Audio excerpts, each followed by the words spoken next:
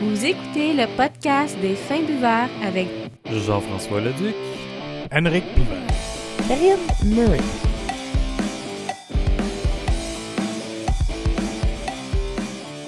Bonjour tout le monde, bienvenue à ce 97e épisode du podcast des Fins Buveurs. Je suis votre hôte Jeff Leduc, à mes côtés, Karine. Hello! Et Rick. Hey! Le gros party dans la place. Là, je vais faire une exception. Habituellement, quand on est live, c'est Rick qui présente la place. Mais là, il y a quelque chose de spécial. Faut que ça soit Karine. Karine, on est où à soir? On est au pub Pit Caribou à Montréal qui ont ouvert, ça fait 2 jours. On est venu voir ça. Là, c'est la nouveauté. On est là. 951 rue Rachel-Est. Voir, tu te rappelles de ça? J'ai cherché en m'en venant. Moi, là, sérieusement, je savais que c'était sur Rachel. Tu sais, j'ai sorti, j'ai tourné sur Saint-Denis. Puis là, ça, je marche, puis j'ai comme une draft de poutine. Je fais comme, hey, je t'ai banqué, je suis quasiment rendu, je te jure. J'ai senti les patates, là, il y avait un vent, là. J'ai senti ça, c'était incroyable. Je suis vraiment content, c'est vraiment le fun. Une belle ambiance. Faut que je pose une question, premièrement, parce que tu nous as promis ça, là, Karine, ton sac de couchage, il est où, là? Dis-nous ça, là. Ben, je trouvais ça hardcore à job l'amener, mais de toute façon, c'est parce que dans mon ancien appart, j'ai pas déménagé encore. Mais je vais probablement leur demander si je peux le laisser ici. C'est ça, là, t'as pas abandonné l'idée, là. Non, mais ils ont plus de lollipop, fait que là, je suis comme, talata. Ça fait 2 jours, ils sont déjà out of back order. T'imagines, il y avait sûrement un keg de disponible, puis en 3 jours, 2-3 jours, là, tu sais, that's it, il n'y en a plus back order. Attends, moi, je soupçonne qu'Alex est venu raser le tout hier, là. Parce qu'Alex l'a dit qu'il est venu hier, je suis sûr qu'il a vidé le baril, là. Sacré Alex, je suis sûr que c'est lui. On t'aime, Alex. Ouais, c'est clair. C'est plein d'amour. Parlons de nos dégustations, qu'est-ce qu'on a bu? Moi puis Rick, on s'est rejoints jusqu'à la dernière. On peut en parler un peu, qu'est-ce qu'on a bu? Ben, on a commencé avec dans le fond, la Tennessee Porter Barrel. Dans le fond, qui est servi en petit verre de 6 onces. Ça se voit Qui vite, est en là. fond, ouais, c'est ça, une porter vieillie en baril à 8,5 %, qui est très bonne, en fait. C'est assez spécial. Au début, je pensais qu'il y avait un petit côté bretté ou farmhouse dedans, puis finalement, non, c'est juste très herbacé au niveau des arômes, là. C'est drôle que tu dis ça parce que j'ai eu une expérience différente pour l'avoir goûté en bouteille, justement. En bouteille, c'était beaucoup plus sucré, puis je goûtais plus le whisky. Un peu, mais il y avait, comme je te dirais, des notes un petit peu plus boisées, résineuses, là, franchement, là, que... C'est ça, moi j'ai trouvé sur le coup, oui, ça goûte la porter, t'as l'amertume, t'as la torréfaction et tout, mais je trouvais qu'il y avait un petit côté quand même plus, pas vineux, mais je sais pas, il y avait un côté herbacé dans le tout, c'était spécial. C'était plus léger, je trouve, que... J'ai pas goûté tant que ça le whisky, en tout cas dans Subtil. ouais, c'est ça, c'était quand même subtil, mais c'était très bon. Sur le coup, j'ai eu une petite résistance, là, c'est mes premières gorgées, là, parce que moi puis les brettes, tu sais, c'est... je vais reculant, mais finalement, c'était pas ça pantoute. Celle-là n'est pas brettée. Non, c'était juste un feeling que j'ai eu dans mes premières Ah, gorgées. OK. Puis finalement, je sais pas, le fait que ça se temporise, je sais pas, le goût s'est altéré légèrement, peut-être en se réchauffant. Puis c'est devenu plus doux, mais en même temps, très intéressant. C'est ça, moi, avec, j'ai eu un peu la même impression. C'est que le goût de whisky est venu quand que je me suis habitué au goût, genre, prenant de la bière. On dirait que la subtilité, c'est le whisky. Contrairement à quand je l'avais goûté en bouteille, où c'est que c'était carrément en saveur, la saveur principale. Là. C'était assez spécial. Là. Karine, parle-nous, c'était quoi ton plan B, là? Ton plan A, oublie ça, Lollipop, No Way. T'as pris quoi à la place? Ben, j'ai pris la Berliner Weiss, qui est dans le fond dans la même lignée, là. Non, c'est super bonne, mais je l'avais déjà bu. Ben, je pense que c'est la même qu'ils ont au Saint-Boc. C'est correct, c'est une bonne Berliner Weiss, ça fait du bien vu qu'il fait chaud, là. C'est tellement le temps, là, c'est désaltérant. Là, puis justement, Karine qui a choisi notre place sur la banquette, là, le vent là, rafraîchissant, là, c'est tellement... La fenêtre ouverte, là. Bon, je sais pas quel restaurant qu'il y a autour. Tantôt, ça sentait les oignons, la grille, mais là, là. c'est l'ail ou de quoi de genre, là. Ça sent bon. Poulet teriyaki. Peut-être. C'est n'importe quoi. Rick, notre deuxième bière, là, c'est le fun parce que C'était ma première bière de eux autres, Oval. J'avais jamais goûté de leur bière, je pense. Il me semble que non. Oval, ouais. Parce que c'est le fun, faut le dire, au Pit Caribou, il y a des bières maison, mais il y a des bières invitées, puis des bières invitées de Gaspésie, justement, et de la région. Ça se peut, il y en a combien? 6 bières invitées. 7 bières invitées, dis-je mal. Plus des bières en bouteille de Pit Caribou, puis aussi Oval. Et puis, d'Angleterre, première brasserie de notre série d'importation, c'est what? Thornbridge. OK, je connais pas ça, c'est hot. Il importe de la bière, je savais même pas ça. T'imagines? Bon, on n'a pas le choix. Je voulais arrêter avec ma 3e déguste, mais là, j'ai peut-être pas le choix d'y goûter si ça a l'air un peu spécial, là, mais...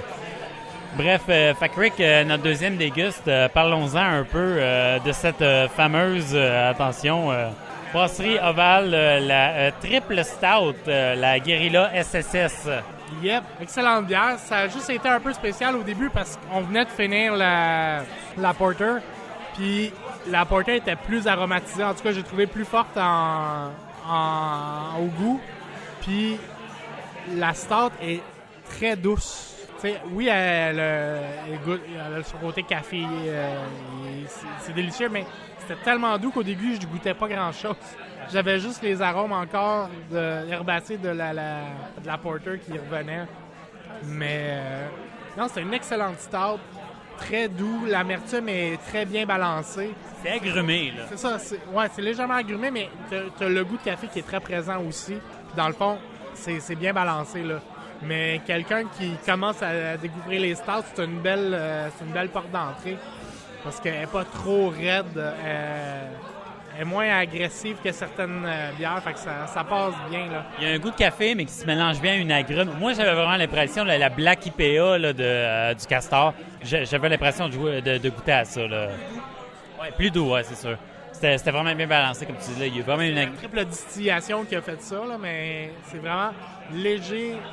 Tu goûtes bien les arômes, mais ça agresse pas le palais, genre, c'est pas... Ça me surprendra pas qu'il y ait eu un dry-up, là, vraiment, là, pour vraiment ajouter des arômes, là, plus doublon, ouais. Plus doublon, ouais, c'est ça, exactement.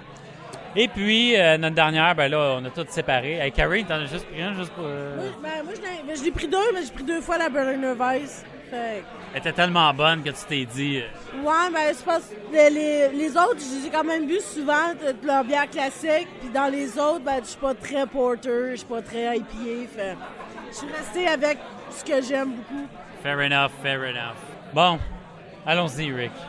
Notre 3e et dernière, parlons-en. Ben écoute, moi j'ai pris dans le fond, la Pale Ale austro-américaine. Dans le fond, c'est une Pale Ale, je pense qu'elle est azotée. Quand j'ai reçu... Elle avait l'effet azoté, là. Elle avait un beau collet. Un beau petit collet. C'est crémeux. C'est très crémeux. Excessivement crémeux. C'est délicieux. C'est une pale ale qui se rapproche... Je trouve qu'elle est moins... ça se rapproche quasiment plus d'une IPA que d'une pale ale. Ouais, j'avais cette impression-là, ouais. Mais en plus doux, tu sais, c'est plus doux qu'une IPA. C'est très crémeux. Mais en même temps, les arômes, c'est très fruité, très un petit côté agrumé aussi. Les houblons quand même présents. Puis je sentais pas tellement les maltes. Normalement, une pale ale, tu vas ressentir un peu plus le malt que dans une IPA. Là, je trouvais que ça ressemblait plus à une IPA dans le sens que c'était plus le houblon qui était présent que les maltes. Mais c'est délicieux, sérieusement, là, très bonne bière. Ouais, c'était vraiment bonne, très rafraîchissant justement là, avec le temps. Là. Moi, j'ai pris de mon côté la fameuse de Tête de Limette, la L de feu boucané, 5,5% d'alcool. J'ai vraiment l'impression de boire une Pale Ale. Ouais, vas-y. J'ai vraiment l'impression de boire une Pale Ale avec un goût comme, oui, un goût fumé, mais un fumé, genre vraiment là, de fumée de boucan. Là. Littéralement. C'est pas comme fumée fruitée, bacon ou quoi que ce soit. C'est vraiment boucané. Puis, j'aurais peut-être pas dû la boire après avoir bu une porter, genre whisky, puis avec une triple stout agrumée, parce que j'ai l'impression de perdre un peu des petites subtilités, là. Mais, il y a quand même des notes d'agrumes dedans. Ouais, un petit peu. Mais je pense que le côté fumé en ressort un petit peu plus. En arrière-goût, genre, t'as quand même le côté agrumé qui est plus présent. Puis en bouche, un petit peu plus boucané, là, franchement, là, vraiment la fumée là, de barbecue, là, noir, là, un petit peu de fumée, là, ouais. C'est vraiment bon, c'est une dégustation. Sérieusement, côté ambiance, je trouve ça très cool. Qu'est-ce que vous pensez de ça? Oui, non, sérieux, c'est une belle place. Ça fait... tout est en... tous les comptoirs, tout est en bois. Ça sent encore le bois neuf, là, tu sais. C'est nouveau, ça paraît, ça se sent, là. Ça sent le banc d'ici à quelque part, là, tu sais. Je trouve que c'est très différent de comparé au pub à Percé, qui est beaucoup plus rustique, pis ça. Tandis qu'ici, tu sais, oui, il y a quand même la touche de bois, mais je trouve que t'as quand même, tu sais, une petite touche plateau, je dirais, là. Moderne.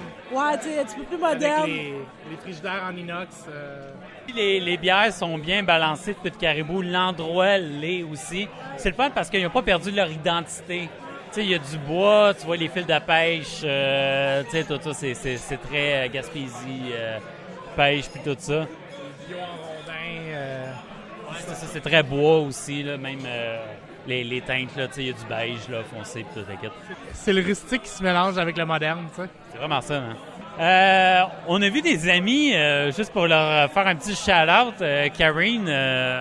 On a vu Yann de la Broerie, qui est à Montréal présentement pour la fin de semaine, vu que c'est un long week-end, il profite.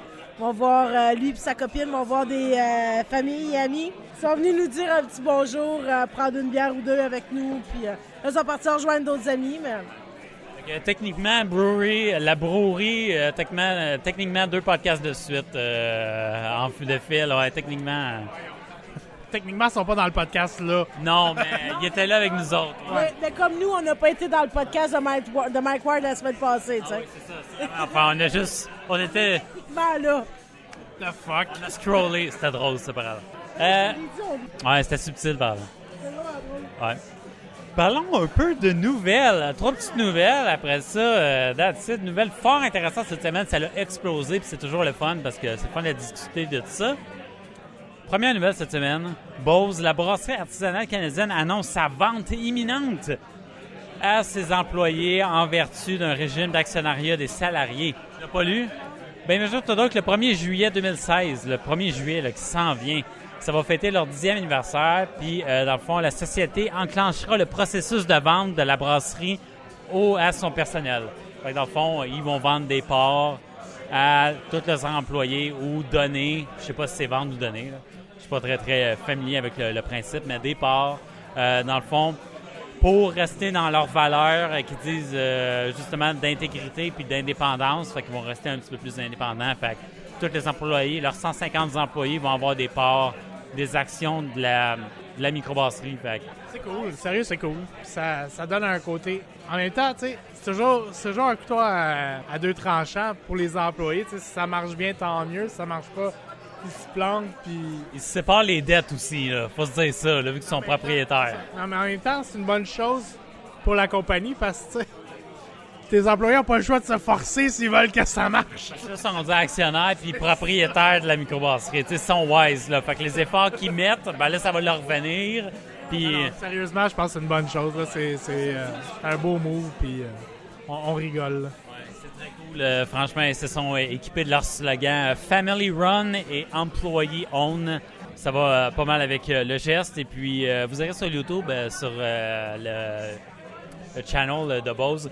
Ils ont mis la vidéo aussi qu'ils ont annoncé à tous leurs employés. Puis ça commence comme très dramatique, là. Genre, je sais qu'il y a beaucoup de rumeurs qui courent, qu'on se serait peut-être vendu.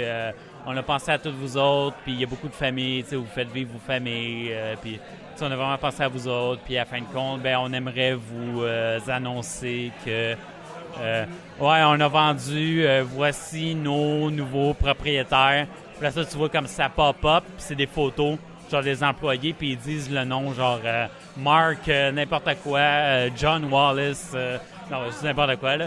Tu vois leurs photos qui parlent, puis là, ils disent, ouais, c'est exactement ça. On s'équipe justement à partir du 1er juillet, il va y avoir une vente d'actions, fait que vous allez tous devenir propriétaires de la microbrasserie. Fait que c'est un beau geste, puis tu vois tout le monde émotif, puis c'est un beau vidéo, là, franchement. Ouais, là. parce que ça garantit dans le fond, ça garantit jusqu'à un certain point leurs emplois, parce que tu sais que la compagnie ne sera pas revendue à un autre qui va tout fermer à la place, tu sais, parce que les employés vont avoir leur mot à dire. Fait Ça, c'est vraiment cool. Puis, tu sais, les propriétaires, ça ne s'ira pas sur... Ben, les propriétaires.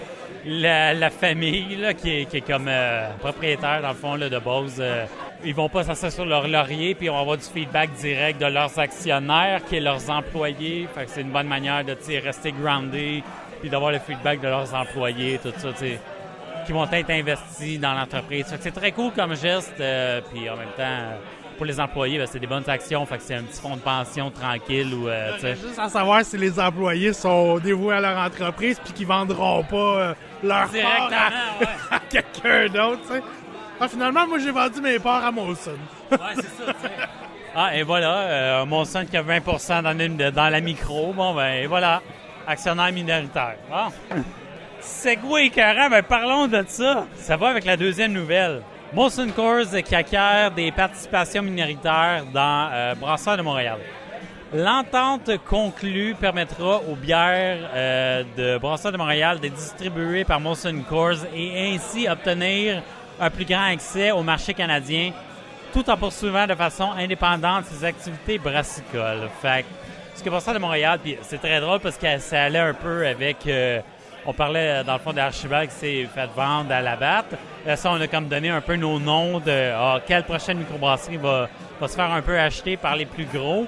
Rick, mon cochon, t'avais comme le flair, t'avais comme raison, là, vite de même. Je sais pas, j'avais un feeling. Ben, je sais pas, dans la façon que c'était présenté, les produits pis tout, je trouvais que c'était le genre de micro qui pouvait facilement... aller vers ce genre d'association-là. Là. Tu le vois un peu quand une microbrasserie met un peu d'emphase sur son image, puis justement sur ses produits, puis tu sais, quand ils poussent un peu, puis il y a beaucoup de publicité qui est faite. Dans le sens qu'ils sont pas si gros que ça à Brasseurs de Montréal, mais ils ont quand même, dans le sens pas si gros, ils sont gros, là, mais ils ont pas une gamme de produits énorme. Tu sais, si je compare à Pit Caribou qui sort beaucoup de produits différents, il me semble que Brasseurs de Montréal ont leurs 6-7 bières, puis ils sont là-dessus, puis il n'y a pas beaucoup de nouveautés. C'est une stabilité qu'il y a là-dedans. T'sais. Il y en a quelques-unes, là, ils ont leurs produits, c'est sûr qu'ils ont comme leurs produits forts, là, si tu veux, là, qui est comme leur gamme de produits régulières. Quelques-unes plus spécialisées, là, mais c'est des anniversaires. C'est ça, mais je vois pas autant d'annonces que d'autres micros qui sortent « Ah, voici notre nouvelle... En tout cas, ça doit être c'est peut-être parce que je les vois pas passer. Moi, je les suis, tu sais, sur Facebook ou avec le podcast, je les regarde beaucoup aller. Puis beaucoup des nouvelles? Ben, quand même. Puis ils font comme des espèces d'émissions, genre sur le brassage. Je sais qu'il y en a une, le nom m'échappe, là, mais ils font comme des capsules de brassage où ils présentent beaucoup leur brasserie. Puis ils parlent beaucoup de leur, comment je sais pas, de ça sur la relève, dans le fond. C'est peut-être moi qui est pas à jour. Ça se peut très bien. Mais il me semble que je voyais tout le temps les mêmes produits, ces tablettes. C'était tout le temps les mêmes affaires. Fait que je me suis dit, ben, ça peut bien se vendre parce que ils ont un marché établi. Ben, c'est vrai aussi, là, dans les gros grossistes, là, dans l'IGA ou le métro, là, je vois moi aussi les mêmes produits. Là. C'est tout le temps les mêmes produits. Fait que c'est le genre de choses qui peut bien s'affilier avec un gros producteur. Mais là, c'est de préciser que l'association, c'est au niveau de la distribution, tu sais. C'est vrai qu'ici, on parle d'un partenariat. Là, fait que il y a quand même les propriétaires restent propriétaires. C'est juste... C'est ça, c'est au niveau de la distribution qu'il y a une entente. Là. C'est des friends with benefits. C'est ça, tu sais, il n'y a pas... Molson n'aura pas de mots à dire sur la production. C'est vraiment au niveau de la distribution puis de... C'est un service, là. L'accessibilité du produit aux clients, dans le fond. Fait que c'est là, tu sais, c'est un beau partenariat pour ça. Il y a juste des gains à avoir, là. C'est ça, c'est un beau partenariat avec une grosse brasserie, justement. Il me semble que ça va bien ensemble. Ça altère pas le produit, ça fait juste le rendre plus disponible. Ouais, c'est ça, c'est du bon produit qui est vraiment plus disponible, comme tu dis. Fait que ça fait juste du sens. Fait que, commencez pas à faire du bashing. Là, bon, ça y est, ils sont vendus. Non. L'association est vraiment juste au niveau de la distribution. Donc, inquiétez-vous pas si vous êtes des gros amateurs de Brasseurs de Montréal. Là, le produit ne sera pas altéré demain matin. C'est pas perdu. Non, c'est ça. C'est clair. Puis justement, je vais pas faire du bashing sur mon son non plus, mais c'est sûr qu'eux autres, il y a un gain monétaire, puis ils sont bien contents là-dessus aussi. Oui, Fait que, Tout le monde est gagnant, là. c'est ça, tout le monde est gagnant comme tu dis. Sans problème. Et puis, ça touche pas justement, comme on disait, ça touche pas le côté restauration de Brasseurs de Montréal. C'est vraiment en termes de la distribution et de leur bière que c'est des avantages. Fait que, beau partenariat. C'est le fun. C'est ça. Ça sera sûrement pas la dernière fois qu'on entend parler de ça, une espèce de partenariat avec actionnaires minoritaires qui les aident, qui leur donnent un petit push. Non, mais c'est une bonne chose. Tu sais, je veux dire, bon, ça, dans les contacts pour la distribution, pourquoi pas en faire profiter, puis s'ils peuvent se prendre une petite cote sur le passage, bon, les grandes brasseries vont arrêter de faire du bashing ces micros, puis bon, ben, les micros vont devoir arrêter de faire du bashing ces grosses brasseries. C'est correct, ça commence à jouer la même game, là, puis c'est le fun. Ouais, c'est ça exactement. Troisième et dernière nouvelle, parce que ça y va au toast cette semaine. Je l'ai terminé un peu en joke, parce qu'on n'en avait pas parlé dans le podcast, vu qu'on était un peu on and off dans le podcast. J'ai réutilisé beaucoup de l'entrevue de Gab la semaine passée, tout ça. J'étais un peu occupé, mais c'est vers la fin de mon côté, pour que je vais pouvoir m'investir un petit peu plus en termes de nouvelles. Puis surtout que il y a des festivals qui s'en viennent, là, fait qu'on va avoir une tonne de trucs à parler. Là. Ouais, ça va être épique. Nouvelle Budweiser qui va changer leur nom, le nom de ses canettes, le temps des élections américaines. Leur bière qui va s'appeler America au lieu de Budweiser. C'est environ de l'été jusqu'au mois de novembre, tout ce qui est présidentiel de nos amis du Sud. Vous pensez de quoi de ça? Moi, je trouve ça très comique parce que j'écoutais comme un autre podcast de bière qui s'appelle Beervana, là, qui est assez bon, puis que ils ont fait un peu le parallèle. Ils parlaient pas de ça principalement, mais ils ont fait comme un parallèle avec justement tout ce qui est des produits Coors, puis quand tu es rendu à vendre un contenant, mais pas le contenu, là, il commence à avoir un problème, tu sais. Puis, en même temps, je trouve que ils connaissent un peu le marché de ceux qui achètent Budweiser. Parce que c'est l'Américain qui se casse pas la typique, le stéréotype, là, America, fuck yeah. Que lui, tout ce qu'il veut, c'est sa bière tranquille, boire avec... comment que je pourrais dire ça? Avec excès, peut-être? Ça me fait un peu rire. T'sais, moi, sérieusement, je suis comme... Bon coup de marketing, parce qu'ils sont wise, puis ils savent à qui ils vendent leur bière. Tu sais, clin d'œil, puis on dirait qu'ils ne l'ont pas caché. Puis, en même temps, ça veut dire Budweiser, c'est pas une compagnie américaine, là. C'est une compagnie de belge et compagnie, là, fait que c'est loin d'être américain. J'ai trouvé ça comique. Oui, c'est drôle sur le moment, mais tu sais, je trouve ça peut-être un peu n'importe quoi à la limite, là, tu sais. Au moins, Metallica, c'est un groupe de musique, mais c'est plus... c'est le fun, là, c'est musical. Non, ben c'est ça, ben regarde, c'est la même affaire, OK. Je l'ai acheté, la Budweiser Metallica.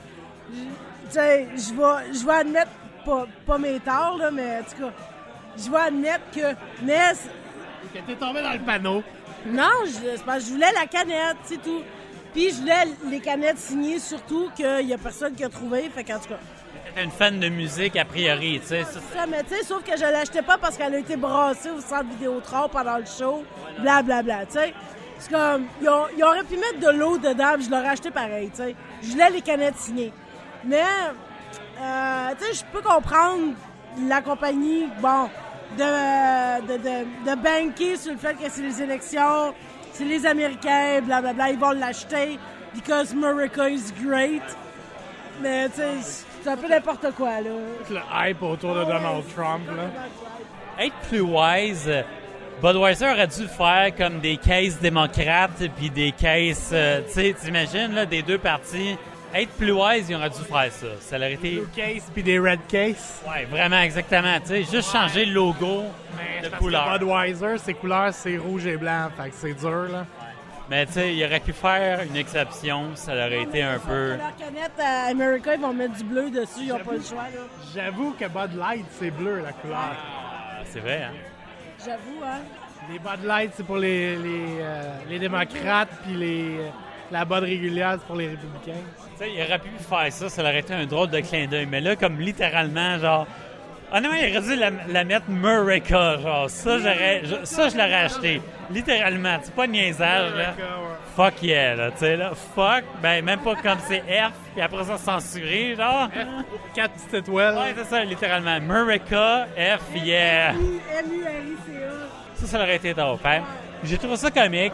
Tu sais, des fois, le marketing, quand le marketing est là pour faire rire. Moi, je le prends vraiment comme, tu sais, ils se moquent d'eux autres à la limite. Là. Tu peux juste en rire, là. C'est juste comique. Ils peuvent pas se prendre au sérieux avec ça. Là. Non, mais le pire, c'est que ça va se vendre au bout, ça, là. Je suis sûr. C'est clair. C'est ça qui est drôle, là. T'as pas le choix. OK, je vais le dire, là, le redneck, là, lui, là, qui attend juste ça avec son drapeau là, qui est planté sur sa toiture là, chez eux. C'est sûr. C'est sûr. Mais c'est tellement drôle, là. Après ça, je leur dis, tu sais que ta bière est belge. Vin fou. C'est très drôle. C'est tout pour le podcast. Moi, j'ai rien d'autre. Ma feuille est vide. Gars, j'ai rien.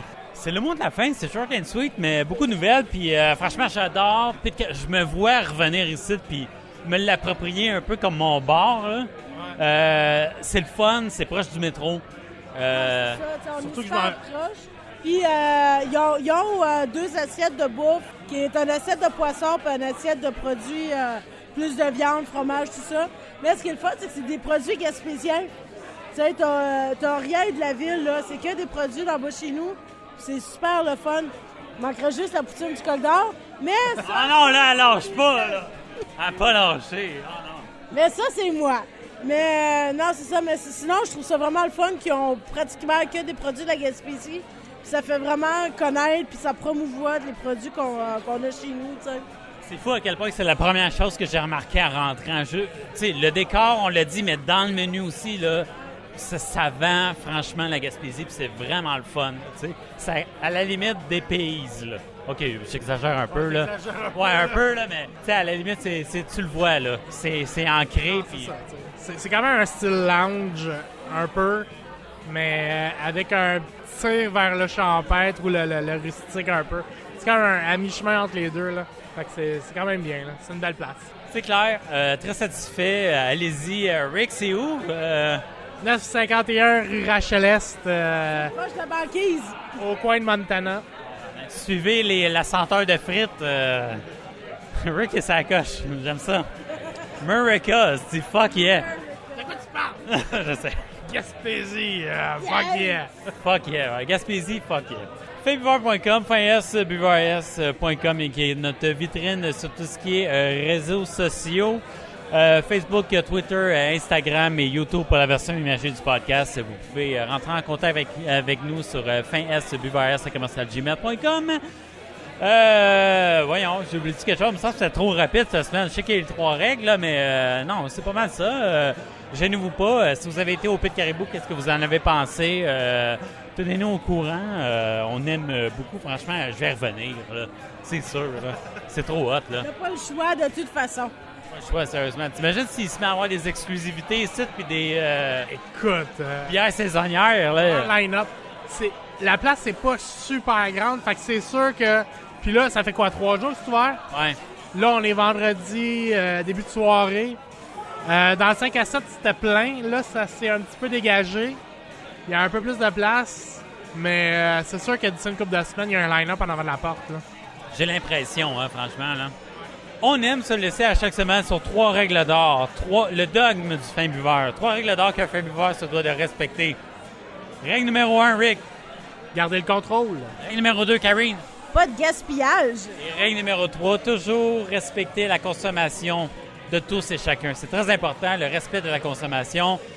Merci beaucoup à tout le monde autour de la table. C'est fort intéressant. C'est le fun des émissions live. Franchement, là, je tripe vraiment. Ça faisait un bout qu'on n'avait pas fait. Honnêtement, ouais, hein, ça nous manquait. Là. Faut sortir un petit peu plus souvent. L'été arrive, là, on va sortir plus. Puis ça va... On va en avoir plus. L'hiver, on est plus casanier. Là, l'été arrive, là, ça va sortir plus. C'est clair. Et merci beaucoup à tout le monde qui prend le temps de nous écouter. C'est très apprécié. On vous dit et on se dit à la semaine prochaine. Bye bye. Ciao. Bye bye.